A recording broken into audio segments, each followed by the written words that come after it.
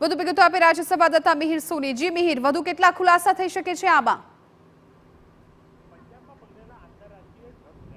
પંજાબમાં પકડેલા આંતરરાષ્ટ્રીય drugs રેકેટમાં Gujarat connection સામે આવ્યું છે। સમગ્ર કેસની જો વાત કરવામાં આવે તો 1.5 મહિના પહેલા જ પંજાબ પોલીસે NDPS હેઠળ એક ગુનો નોંધવામાં આવ્યો હતો, જેમાં પ્રિન્સ નામના આરોપીની ધરપકડ કરવામાં આવી હતી અને ત્યારબાદ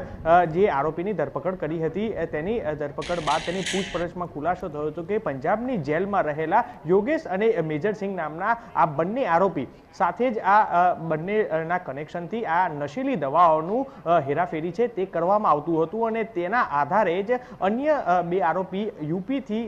નામ સામે આવ્યા હતા અને ત્યારબાદ યુપીથી સીધું જ કનેક્શન ગુજરાત અમદાવાદના ચાંગોદરમાં આવ્યું હતું કે જ્યાં આગળ અમદાવાદના જે આ ચાંગોદર પાસે આવેલી ગ્લોસ ફાર્માસ્યુટિકલ કંપની છે કે ત્યાં આગળ ગઈકાલે જ પંજાબ પોલીસ અને ગુજરાત ATS દ્વારા દરોડા છે તે પાડવામાં આવ્યા હતા અને દરોડા દરમિયાન જે 14 લાખથી પણ વધુ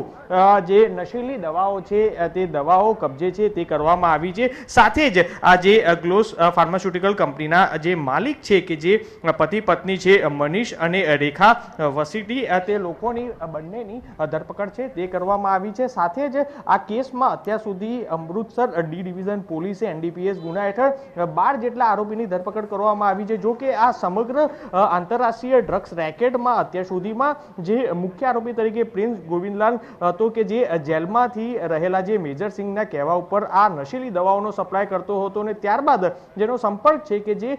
ગોવિંદલાલ જે જેલમાં જ મેજર સિંહ સાથે હતો અને જે અન્ય 4 આરોપીના નામ ખુલ્યા હતા એમને યુપીના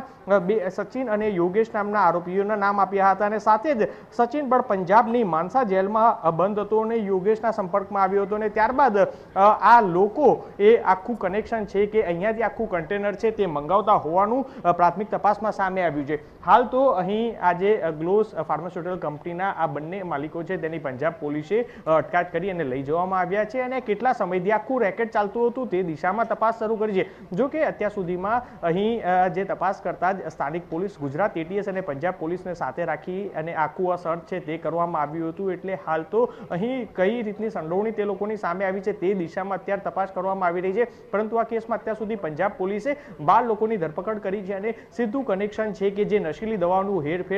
હેરાફેરી થતી હતી તે અમદાવાદના ચાંગોદરથી જતું હોવાનું કનેક્શન સામે લાવ્યા છે। બિલકુલ મિહિર, આભાર। તો અત્યાર સુધીમાં 12 લોકોની ધરપકડ કરી લેવામાં આવી છે, ગુજરાત કનેક્શન સામે આવ્યું છે।